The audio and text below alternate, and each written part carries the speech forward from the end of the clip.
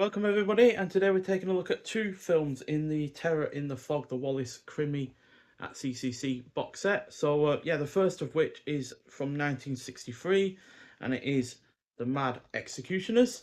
So this is directed by Edwin Zobnik, who I've not seen anything from before. It's a crime thriller, just like pretty much all the other films in this release, and it clocks in at 94 minutes long. Stars Hans-Georg Felmy, who was also in Torn Curtain, Maria Pershi, who was in 633 Squadron, Dieter Borsch, who was in Dr. Mabuse vs. Scotland Yard, and finally Wolfgang Price, I've seen in 14 other films. He was in 6 of the Dr. Mabuse films, as well as The Train and The Bloodstained Butterfly. So a group of hooded vigilantes hang wrongdoers with a rope that is stolen from Scotland Yard's Black Museum. So this represents another improvement in quality for this box set, thanks to the even more engaging plot, improved atmosphere, solid pacing, a really good cast, and on-point cinematography. It also poses some thought-provoking questions on crime and punishment, and although the reveal in its final act isn't the most surprising, it is nonetheless executed effectively. So yeah, a really solid release, this one. And just like the prior films, it has had a 2K restoration of the original film elements, which means a 1080p HD presentation, optional English subtitles, as well as a optional English dub, and new introduction to the film by film expert and video watchdog founder Tim Lucas, as well as a new audio commentary on the film by Kevin Lyons and Jonathan Rigby.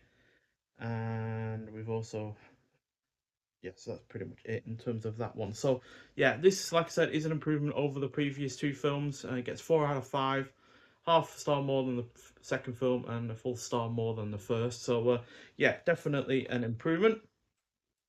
So this shares a film. The film shares a disc with the next film we're talking about, The Phantom of Soho.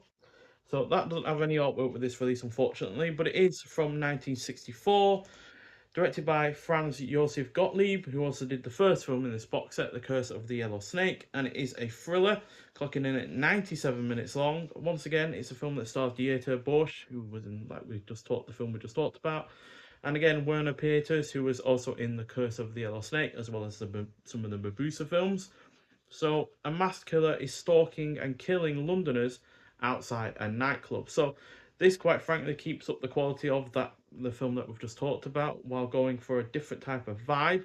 This definitely feels more like an early version of a Giallo film, with its POV shots during the kills, use of only a knife in the murders, and also the use of gloves, albeit unlike the ones that use in many of Giallo film, which are black.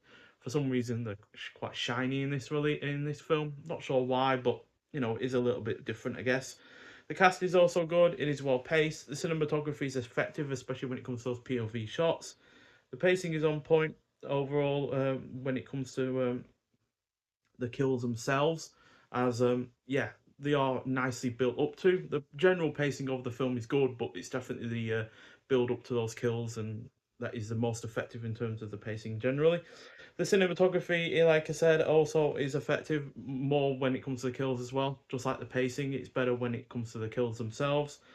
And the plot is engrossing throughout, even if the consistent red herrings that are thrown at you. Pretty much every character in this film is a suspect in the murders, which, yeah, does get a little bit wearisome as it progresses, because if you're just like, is anyone innocent in this? And is anyone obviously innocent? And it does feel a little bit silly in that regard, and like I said, does kind of get wearisome, but not to a massive degree.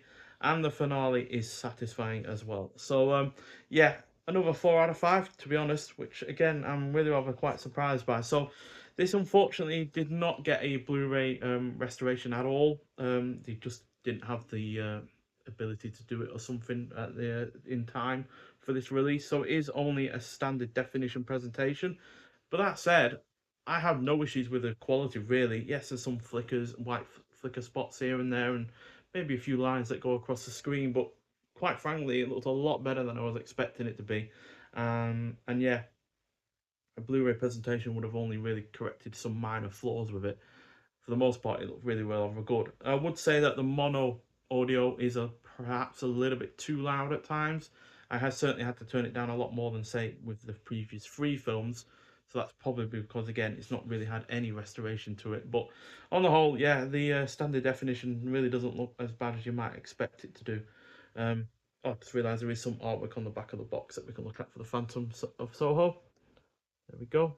Not sure if it's going to properly, focus on it, but there we go. So yeah, there's an audio commentary on the Phantom of Soho by Kim Newman and Barry Forshaw. But yeah, that's the only real extra outside of all the others that I've just talked about, introductions and the English subtitles and the English dub as well. So yeah, but by the way, the English dub isn't complete in this in the Phantom of Soho. It says it when you choosing between the standard German audio and the English dub, that there is some parts missing, so it does flick back to the German audio to fill in the blanks. Didn't watch the English dub myself. I don't really do that with these kind of films, so I don't know what that was like. But still, at least they warn you about it, and yeah, it shouldn't be for too many big scenes, I imagine. So yeah, so these two films really, really good. Both 4 out of 5, and yeah, a marked improvement over the previous two. So yeah, generally looking forward to the last two films in this box set: The Monster of London City and The Racetrack Murders. So yeah, but if you have seen The Mad Executioners or The Phantom of Soho before, I'd like to hear your thoughts on them. But nonetheless, thank you for watching, and I'll see you in the next one. Bye.